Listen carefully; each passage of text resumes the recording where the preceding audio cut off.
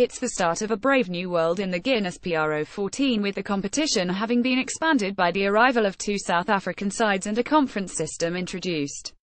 With the opening round of matches almost upon us, Simon Thomas gives his team-by-team guide to the tournament, assesses how the Welsh regions will fare and picks his champions in waiting.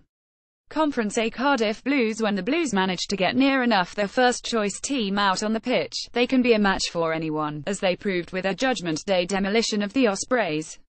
The issue is their strength and depth and how they fare when they are missing key men, which was the case for much of last season. Cardiff Blues skipper Gethin Jenkins with a pro14 trophy. They looked particularly thin in the second row, a situation which wasn't helped by the financially driven board decision to release Springbok Franco van der Merwe before he had played a game for the region. The season is yet to begin and they are already down to just one available open side in Josh Navidi, with the loss of Ellis Jenkins for up to 3 months a huge blow. They also go into the campaign without fly half Gareth Anscombe, who is sidelined by a nagging groin problem, while front rowers Gethin Jenkins and Christian Dacey are also crocked. There is undoubted quality in the likes of Willis Halaholo, Sam Warburton, Rayleigh Lowe and Alex Cuthbert, while there are a crop of exciting youngsters coming through in the shape of Aled Summerhill, Thomas Williams, Seb Davies, Kieran Asarati, Owen Lane and Corey Domachowski.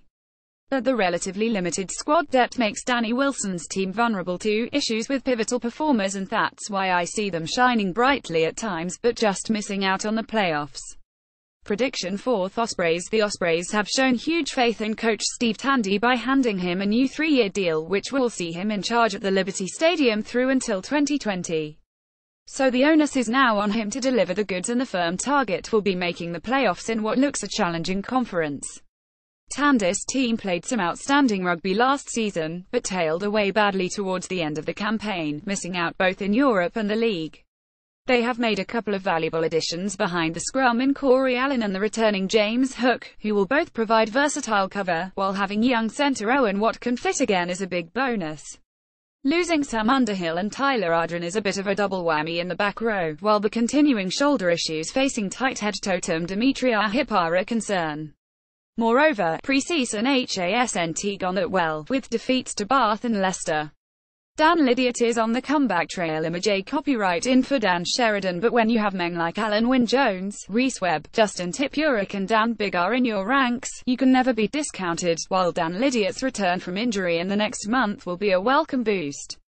It will also be fascinating to see how Keelan Giles goes in his second senior season and to watch how Sam Davies is utilised. Will he be moved to fullback once more in the big games to accommodate both him and Biggar? Prediction: 3rd Munster. It's going to be a strange season at Munster. Director of Rugby Rassie Erasmus will be leaving at the end of December to join the South African Rugby Union, with defence coach Jacques Nienaber following him out of the door. That's a real blow, with Erasmus having done an outstanding job last term in holding things together following the tragic death of Anthony Foley, guiding the province to the pro12 final and Champions Cup semi-finals. Munster reached the pro12 final last season, only to lose out to the rampant Scarlets. Image PA. Losing Donachar Ryan to Racing 92 is another setback on the leadership front and an issue in terms of second-row options. But Erasmus will want to leave them in good shape and with a platform to push on from, with most of the frontline players having been retained. Ryan and Francis Saley accepted, while the return of JJ Hanrahan is the most notable signing. Prediction: 2nd Glasgow. My tips for the title. In Dave Rennie, you could have the single most significant addition to the league, with the man who twice guided the Chiefs to Super Rugby glory being one of the best coaches in the business. He can build on the great work done over a number of years by New Scotland boss Gregor Townsend, while there has been quality recruitment on the playing front in the shape of Hugh Jones, All Blacks wing Lelia Masaga, Hurricanes flanker Callum Gibbons and the returning Nico Matawalu. New Glasgow wing Lelia Masaga tackles Hallam Amos during last Friday's pre-season fixture against the Dragons. Image Hugh Evans. Picture agency. When asked how he would gauge success in the pro14 in his first season, Rennie replied by winning it.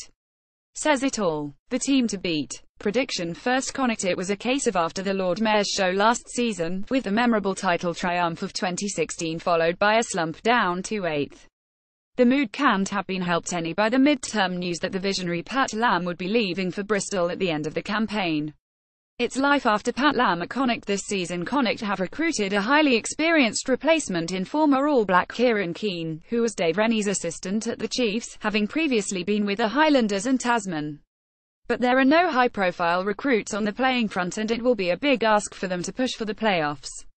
Prediction: 6th Zebra. The fact they are still in the league is something of an achievement given the turbulent events of the summer. There were reports of players going unpaid for 2 months and even suggestions that the team might fold. In the end, the Italian Federation stepped in, forming a new company amid a takeover, with ex-Ireland scrum half Michael Bradley named head coach. But a number of key players have left, with wideman Eduardo Padovani joining Toulon, Josh Furneaux heading to Otago and Quinton Geldon-Huys retiring, so another season of struggle beckons. Prediction: 7th Toyota Cheetahs. Just how the two South African sides will fare is the biggest imponderable surrounding the new season. It's clearly going to be difficult for them competing on two fronts, pro14 and Currie Cup, over the first couple of months, which is hardly an ideal situation. The Cheetahs' Clinton Swart in action against the Kings. Image Getty Images. The Cheetahs look best placed to stretch their resources in terms of squad strength, having increased to a playing pool of 55, but they probably won't be at full throttle until the second half of the campaign. Tough to beat at home, the Bloemfontein boys are likely heading for mid-table.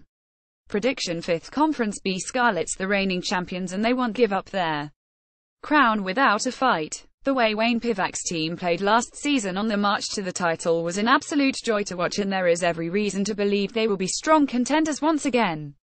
The Scarlets' Irish lock Teague Ben with the pro12 trophy after last May's final in Dublin, losing Liam Williams to Saracens, has been balanced out by the coup of capturing Lee Halfpenny in the highest profile signing of the summer. Halfpenny is a proven match winner with the boot, and it will be intriguing to see how his attacking game reignites under Stephen Jones' tutelage. The Newcastle-bound DTH Van der Merwe, a try-scorer against Munster in the final, was the other notable departure, but wing resources have been bolstered by the arrival of Tom Priddy and Tom Grabham, while Ryan Conbeer is a prodigious prospect out wide. The definitive list of every overseas player in Welsh rugby right now: Aussie Paul Asquith is a new face who has looked impressive in the centre during pre-season, with Wales Sevens star Morgan Williams an exciting option in the back three. Another enterprising season beckons. Prediction: 2nd Dragons. Well, the men of Gwent have certainly had a higher profile than normal this summer following the takeover by the WRU. Much of that has surrounded the arrival of two men, Bernard Jackman and Gavin Henson. Former Ireland hooker Jackman has made a big effort to engage with the public since taking over as coach, making fulsome use of social media, and HES highly quotable.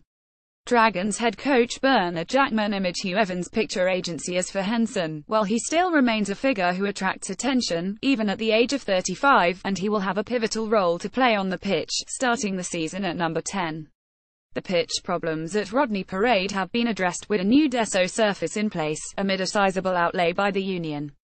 And it's great to see Hallam Amos fit again, with Springbok Zane Kirchner bringing further international experience alongside him in the back three, while Corey Hill will lead by example as skipper.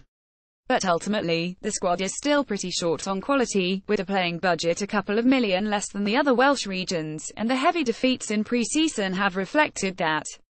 So there may be new owners, a new pitch, a new coach, a new captain and a new shortened name, but it may same old in terms of results for a while yet. Prediction: 6th Leinster. Leinster look to be the best placed of the Irish teams to mount a challenge for the title. They have made two top-notch overseas signings in 39-cap Wallabies flanker Scott Fardy and Chiefs winger James Lowe, who has a Super Rugby strike rate of 14 tries from 37 matches. Wallabies flanker Scott Fardy is a key recruit for Leinster. Image Action Images. Graham Stewart. If they can figure out their centre issues in the absence of injured duo Robbie Henshaw and Gary Ringrose, they will be a real force. Looking at their squad, with the pack in particularly good shape, expect to see them at the pointy end of the conference, shooting it out with the Scarlets for top spot. Prediction: 1st Ulster. These are testing times for the Belfast boys. They've depended on Ruan Pienaar to steer the team around for so long, and now HES gone, with the IRAFU refusing to allow him to stay on, much to the chagrin of all at the province. Paddy Jackson would have been the obvious man to take on the controlling role, but he is absent, along with centre Stuart Olding, due to their ongoing court case.